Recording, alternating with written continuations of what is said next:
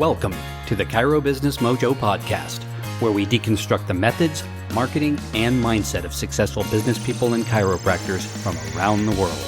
And now your host, Dr. Richard Day.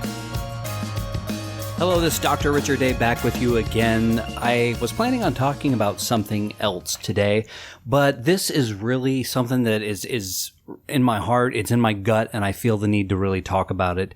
And partially because it's upsetting to me, and here is what it is.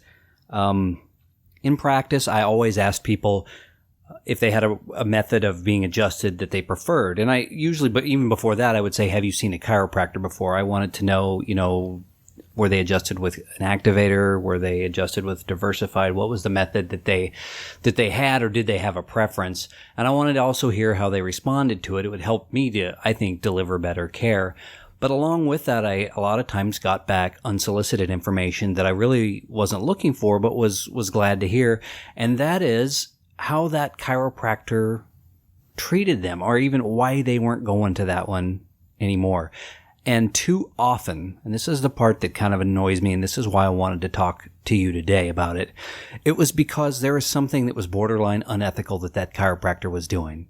And it galls me because I am proud of this profession. I love this profession, and it's very frustrating to me when I hear that this is going on. And here's the type of things that they would say. They would say, well, I went in there and I had this issue and they said they could help me, but they said it was going to take 24 visits and I needed to give them half up front, and it was going to be about $1,500 now and then $1,500 in the future.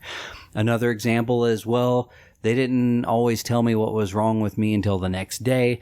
And if you've been around chiropractic at all, you've heard that. Some of the gurus out there tell you absolutely never give your report of findings the same day. Sometimes there's scare tactics involved. Guys, I have never done that. I don't like anything about it. It's just not who I am, and it doesn't resonate. And guess what? It's not the clientele. It's not the patient base I want in my office. I don't want people there because I scared them or because I got them to sign some contract and they'll be in breach of contract and I took thousands of their dollars up front. And unfortunately for some chiropractors out there, maybe that's the only way they can be successful. I know people carry student loan debt and they have expenses of doing business. You want to eat, you have to put a roof over your head. But really? I worked in retail sales for a number of years. It was straight commission. And I built up my clientele by treating people right. I took care of them, and they went and told people, and I got sent business. I'd get paged to the front of the store. I'd come up there. There were some people who were just standing there. They had bought a TV from their neighbor, and their neighbor said great things about me, and I gave them a good deal and took care of them. And there they were. Easiest sale that I ever had to go take care of. You're basically ringing up the customer at that point. And in sales, they call it a lay down. It's when someone just walks in and they just lay down and they say, sell me stuff. I trust you. Well, in chiropractic, in healthcare in general, can you think of a more trustworthy relationship that's necessary? I can't. If I'm going to go to a dentist and they're going to drill around in my mouth, I damn well better need to be able to trust that person. Do I want my wife going to an OB that she can't trust? Who's buying steak dinners for their patients so that they'll come in and get examined? Really? That's not what I want. So there are people that have been practicing a lot longer than I have. They've seen a lot more, and maybe I'm missing something. But that's not how I like to be treated. And if you look around at other businesses, whether it's a restaurant, I don't care if it's a dry cleaner, a landscaping service, you treat people right. You take care of that person, and that client is going to go out and tell others. And there is not a cheaper way to get patients out there. I mean, think about it. Patient A walks in your office. You take fantastic care of patient A. Patient A goes out and they talk to potential patient B, C, D, E, and F. And maybe even beyond. And you didn't pay for that. In fact, they came in and they paid you, right? They paid you. And now they're out in the community and they are singing your praises. And the next person comes in and the next person comes in. And that's how you end up with a reputation. So it frustrates me. And here's where I want to flip it. seize upon that. That's an opportunity. That's the way I look at it. If someone comes in and they've been wronged, or even if they haven't and they feel like they've been wronged, that's not us. That's not how I do business. Relax, patient. I'm here to take care of you. And guess what? If I'm not the best fit, I'm going to tell you that I'm not the best fit. If my services as a chiropractor aren't getting it done for you, I'm not going to make you come in for a year before we say, hey, this isn't working out. I'm not collecting money up front from you when I don't know how many visits it's going to take. And guess what? It's not the same for your 6-month-old and your grandparents and you, is it? I mean, let's be honest. You had 4 MVAs in your history, but this is the same treatment program as your 6-month-old? Does that make any kind of sense to you?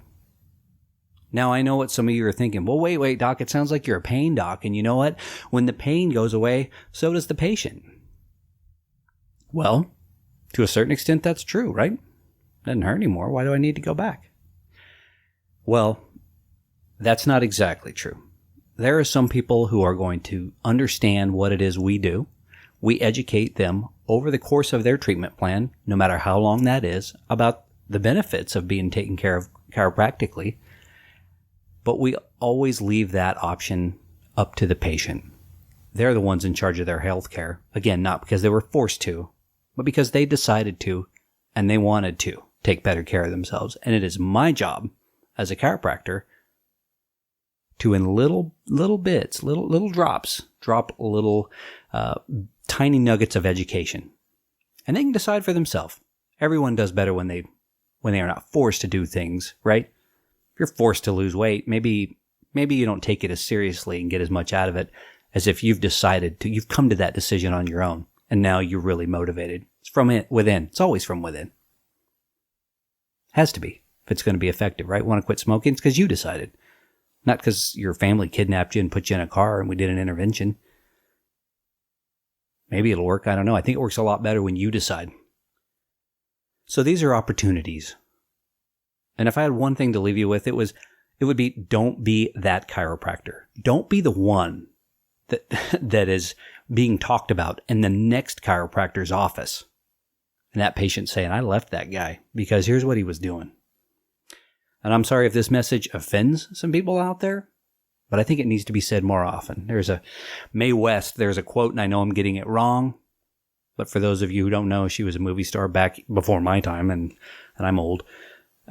She said, those that are easily offended need to be offended more often. So I'm going to take that tack. I think that this needs to be said, and I think it'd be good for the profession if we were more or ethical as a whole. And by and large, I'm going to say that we are. It's always the ones who aren't that you hear about, right? So it's you guys I'm picking on.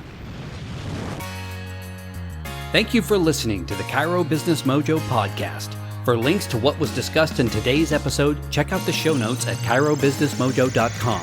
And be sure to jump on over to iTunes and leave us a 5-star review if you liked what you heard. We'll see you next time.